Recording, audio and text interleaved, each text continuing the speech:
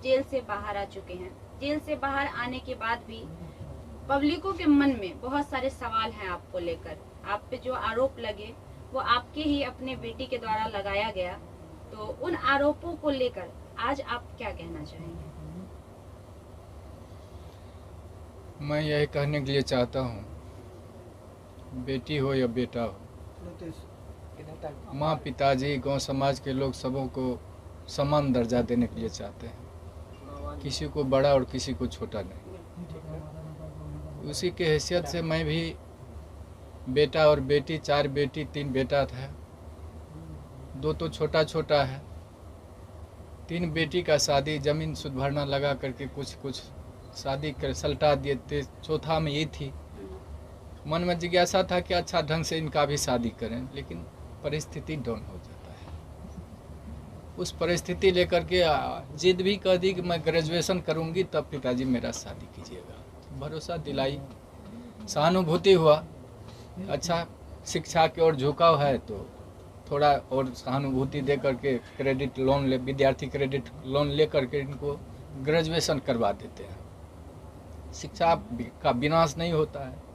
मैं यही चलते उन पर सहानुभूति रखा और जहाँ जहाँ सोचे साइड बिजनेस थोड़ा लगा देते हैं, जीविका से जुड़ा दिए। गांव समाज में 10 ठो समूह चलाएगी, उससे जो होगा आगे विकास, बुद्धि भी विकास उनका होगा। सेप्स ऑफ कंपनी से भी जोड़ा दिए थे। वहाँ जहाँ जहाँ अररिया मीटिंग होता था, पूर्णिया मीटिंग होता था, गाड़ी ड्राइव कर करके इस अवस्था में उस बेटी को हमने पहुँचाया था। और बड़ी आत्मबल था कि यह बेटी मेरा कोई रोशन करेगा। लेकिन दुर्भाग्य था मेरा ही दुर्भाग्य है, वह बेटी आज मेरा कहीं का नहीं रखा। साल भर जेल में सड़वाया, कानून का शरण लिए, लोअर कोर्ट रिजेक्ट किया जज साहब, वकील साहब, हाई कोर्ट में बेल फाइल किया गया, लेकिन सत परेशान होता है, पराजित नहीं होता है। हाई कोर्ट में बेल फाइल हुआ, वकील साहब शिवानंद बाबू, वकील साहब अजय ठाकुर हाई कोर्ट से रिजेक्ट भी करवा करके किसी तरह से बेल का अनुसंधान जारी किए कि ऐसा जो भी परमात्मा का मौज हुआ, इन लोगों की सहानुभूति मिली। आज साल भर भी जेल से में भी शिवनंदन बाबू की सहानुभूति वर्णन नहीं हो पाता है। वहाँ जेल गेट पर भी पहुँच करके इन्होंने पिता का रोल अदा किया कि अब बंदी मेरा है, अधीक्षक साहब यह बंदी मेरा है, इसको कोई तरह का तकलीफ नहीं होना चाहिए। अहम भूमिका को शिवनंदन बाबू पहुँचाइए और साल भर के बाद बेल लिए। आज उन्हीं का कृपा है कि घर में मुझको नहीं रहा गया। जब बेटी कहा कि यह इसको मैं देखना चाहता हूं कि आजीवन जेल में यह रहे, तो मेरा दिमाग नाच गया कि क्या हो रहा है। फिर भी एक शिक्षाप्रद कहानियाँ थी।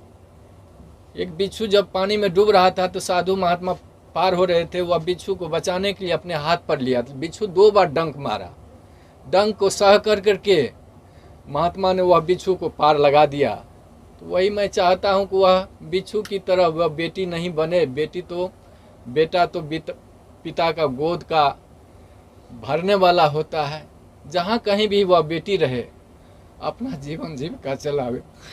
और मैं क्या बोल सकता हूँ वह पिता के दर्जा में।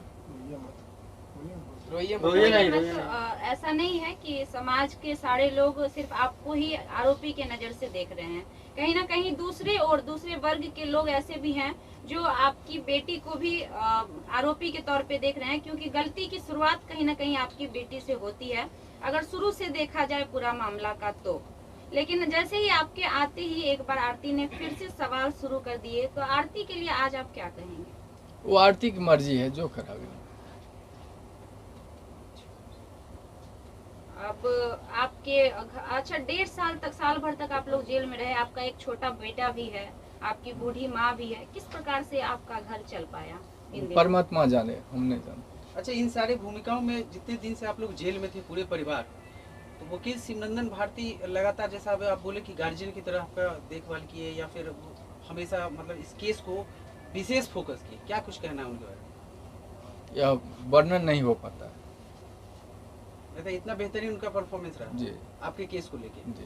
आप एक पिता हैं, लोग ये भी जानना चाहते हैं कि उस रात में असल में क्या हुआ था, कुछ आपको याद है? आप मतलब कुछ देखे थे? बता पाएंगे? आरोप तो झूठे भी लगते हैं, सही जी। क्या है वो तो माननीय न्यायालय के ऊपर है, लेकिन आप कुछ बता सके थोड़ा सा? मालूम थोड़ा सा हुआ तो सोचा कि प्रेम तो अंधा होता है, अच्छा। वो समय जो रहता है, वो अवस्था जो रहता है परे हो रहता है, लेकिन उस पर कितने कितने विद्वान लोगों का भी पैर फिसल जाता है, महात्मा को भी पैर फिसल जाता है।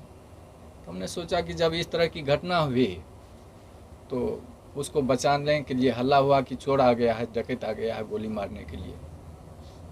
तो उससे पूर्व भी लड़का वो उन्होंने धौंस दिया था कि मैंने गोली से उड़ा दूंगा। किसको दिया था? पवन यादव को, मेरे बेटा रविकांत को। अच्छा। गोली से उड़ा दूंगा, बचने के लिए नहीं दूंगा। उस पीरियड में उन्होंने घर में पकड़ाया तो हल्ला हुआ कि डकैत आ गया, डकैत आ गया। डकैत के दरमियान में पहचाने उसको तो कहा देखे मेरा जात भाई है, बच्चा है, पैर फिसल गया। उसको बचाने के ख्याल से मैंने घर में बंद किया। और उस दरमियान में कैसे उसका मौत हो गया हम लोगों को जांच का विषय, मतलब आपको इसके बारे में इसके बाद विशेष कुछ जानना है? अच्छा, जब से आप लोग बेल पे बाहर आए हैं तब से आरती सोशल मीडिया पे ये बयान दे रही है कि उनके परिवार में आप लोग से आरती को खतरा है, घर दिखाने की बात हो रही है, इसको आप कैसे देखते हैं और अपनी बेटी को कुछ कहना चाहिएगा हमारे माध्यम से? हम तो यही करने के लिए चाहते हैं कि माँ बाप तो जिगर होते हैं, हृदय का टुकड़ा बाल बच्चा उनका होता है, उसके प्रति आघात कहीं माँ बाप सोचे, गांव समाज के लोग सोचे। इसलिए अगर आरती चाहती है, साल भर तो जेल में सजा ही दी, अब जमीन जायदाद तो बेच करके थोड़ा बहुत बेल करवाए, अब चाहती है कि गांव समाज को छोड़ करके कहीं चले जाए तो मैं जाने के लिए तैयार हूँ। बेटी जहाँ कहीं भी रहे वह खुश होकर करे। जो घटना आपके साथ घटित हुई है उससे समाज में जितने भी पिता हैं सब सहमे हुए हैं। बहुत सारे पिता अपनी बेटी को लेकर उनके मन में ये सवाल पैदा हो रहा है कि क्या हमारे साथ भी हमारी बेटियां भी ऐसा कर सकती हैं। तो उन पिता के लिए आपकी क्या मैसेज होगी, क्या संदेश होगी? सब बेटी बेटा ऐसा नहीं होता है। हम भगवान से प्रार्थना करते हैं वह सद्बुद्धि दे और सत रास्ता पर वह बेटा बेटी चले, और जो बिगड़ने के लायक होती है वह बेटी को भी मैं प्रार्थना कर रहा हूँ गुरु महाराज से, भगवान से, कि वह दूसरे के बहकावा में नहीं आकर करके अपना जो कर्तव्य है, अभी भी शादी की है, अभी भी हक निभा कर करके दोनों घर को आबाद करके चले। इसी में मैं भगवान से प्रार्थना। ठीक सर, मीडिया वाला से प्रार्थना है, विशेष तो मैं नहीं कह पाऊँगा कुछ, लेकिन लाचार न करें, घर पर तबाही न करें और अपने आप पर काबू पा जाए।